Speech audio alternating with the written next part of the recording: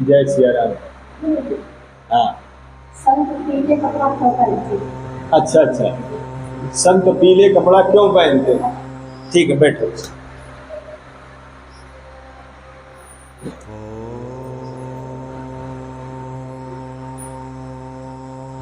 माता जी का ये कहना है कि संत जन, ऋषि महात्मा पीतांबर या पीले कपड़े क्यों पहनते, इनका कहना ये है। अच्छी तरह से सुन लो, एक छोटी सी लचीली बात है। पीला कपड़ा पहनने से या सफेद कपड़ा पहनने से क्या होता है? अगर ईश्वर खुश होता है पीले कपड़ा से पहनने से, तो सबको पहन लेना चाहिए। सफेद कपड़ा पहनने से ईश्वर अगर खुश होता है तो सबको पहन लेना चाहिए।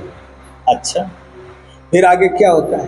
प्रभु ने 7 रंग बनाए, 7 का मतलब 7, और 7 रंग में पीला कपड़ा भी है और सफेद भी है।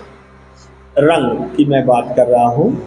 तो आप जो हैं पीला कपड़ा परखने के लिए, जांचने के, समझने के लिए आपको कबीर साहब याद करने पड़ेंगे।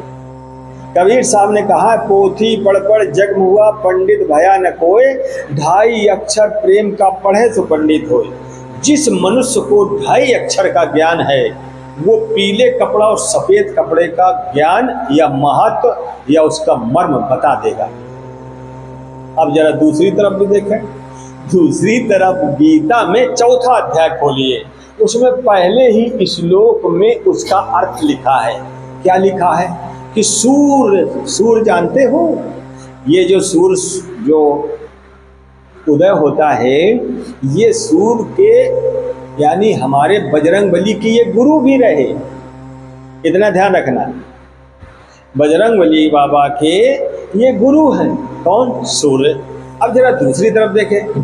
दूसरी तरफ जब देखेंगे गीता में, तो गीता में ये लिखा है 4थे अध्याय में, शुरू में ही लिख दिया कि सूर्य बोला, मैंने अपने पुत्र मन को सबसे पहले ज्ञान दिया। कौन सा ज्ञान था? ब्रह्म ज्ञान। ब्रह्म ज्ञान था। आज कोई ब्रह्म ज्ञान नहीं दे रहा। ब्रह्म को जानता तो नहीं है और किताबें पढ़ करके बोलता है। ब्रह्म को देखा नहीं है, समझा नहीं है, किताबें पढ़ के बोलता है। अच्छा, आगे चलें। गीता में यह कहा गया कि सूर्य ने अपने पुत्र मनु को ज्ञान दिया। कौन सा? दिव्य कह लो या ब्रह्म ज्ञान कह लो। अच्छा, फिर बाद में क्या? मनु ने अपने पुत्र इच्छाक को दिया। इच्छाक को दिया, और इच्छाक ने यानी क्या किया? राजा रजवाड़े या ऋषि महात्माओं में इस ब्रह्म ज्ञान को फैला दिया, चारों तरफ फैल गया।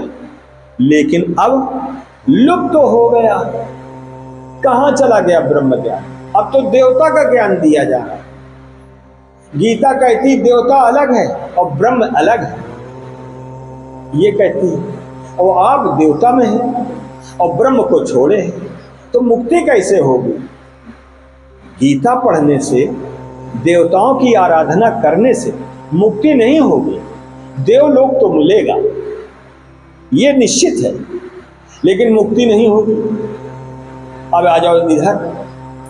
तो जब वो लुप्त हो गया ब्रह्म ज्ञान, दिव्य ज्ञान, तो अब कहां चला गया?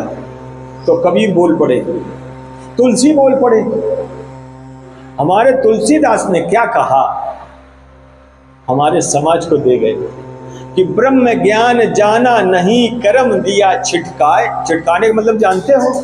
छिटकाने का मतलब होता है लाओ व्रत रह ले, लाओ गंगा स्नान कर ले, लाओ वहां दर्शन कर ले, लाओ कीर्तन कर ले, लाओ नाना प्रकार भजन कीर्तन या घमन जब तब जो भी, ये सब तुलसीदास लिख रहे और कह रहे कि ब्रह्म ज्ञान जाना नहीं, कर्म दिया छिटकाए, तुलसी ऐसी आत्मा घोर नरक में जाए।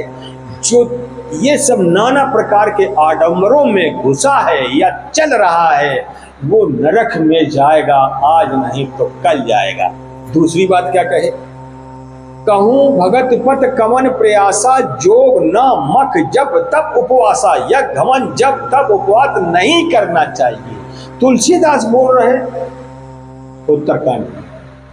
हमारा सबसे हाथ जोड़ के प्रार्थना है कि इन आडंबरों में न फंसो, उस ब्रह्म को जानो, आज चाहे साल भर बाद में जानो, लेकिन ब्रह्म को जानने से तुम अपनी मुक्ति पा सकते हो। अगर तुमने नहीं जाना तो अधोगति तो होगी, लेकिन आकर 4,84,000 योन भ्रमते है जीव बनाती, 84 के फेरे में हमेशा बने रहोगे। समझ बात आई? तुलसीदास तो ये कह गए। अब कबीर क्या बोले? कबीर कह रहे हैं कि पोथी जहां इतना पढ़ लो ब्रह्म को नहीं जान सकते, ये हमको मालूम। पोथी में आपने पढ़ा एको ब्रह्म द्वितीयो नास्ति, ईश्वर एक है, वो बोले एक है, ये साईं बाबा बोले एक है, वो संत महात्मा बोले एक है। कभी देखा है? नहीं देखा। परमात्मा परमात्मा चिल्लाओ, चोर उचक्के छिनरे लुटेरे सब परमात्मा परमात्मा का नाम ले रहे, कल्याण नहीं होगा। आगे कबीर साहब बोले कि पोथी पढ़ पढ़ जग हुआ पंडित भया न कोय, और 2.5 अक्षर प्रेम का पढ़े से पंडित हो।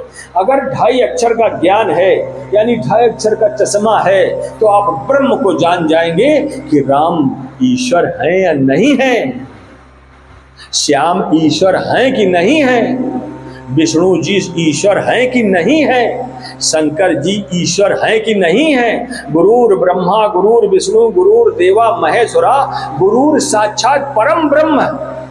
कैसे पता चले? जब तक 2.5 अक्षर का ज्ञान नहीं होगा आप रट्टू तोता बने रहेंगे। इसलिए मेरा कहना है कि कभी भी जब भी सत्संग में जाओ वो ब्रह्म को आप पता करो, क्योंकि एक साधे सब सत है। समझ बात आई सब लोगों? बोलो वृंदावन बिहारी लाल के।